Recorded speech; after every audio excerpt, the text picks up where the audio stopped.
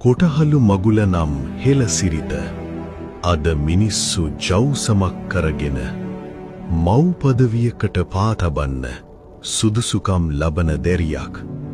බේබද්දන් පිරි සාදයක් මැද නව යෞවනියක් සාදයක ප්‍රදර්ශන බඩුවක් කළ නූතන නූගත් බව වැඩිවියට පැමිණෙන දැරිය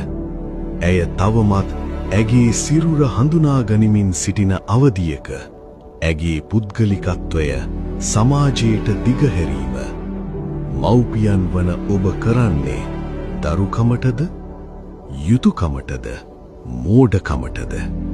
අපේ මුතුන් මිත්තන් හෙළ සිරිතට අනුව කොටහළු මගුලක් කළේ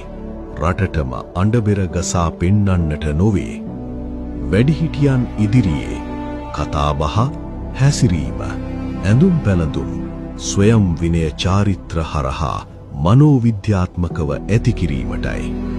මෙය දැරියකගේ පෞරුෂය ගොඩනැගීමට තමා ගැන ගෞරවයක් ඇති කර ගැනීමට උදව්වක් වුණා අම්මේ තාත්තේ රැල්ලට කරන වැඩ කරන්න එපා බුද්ධිමත්ව සිතන්න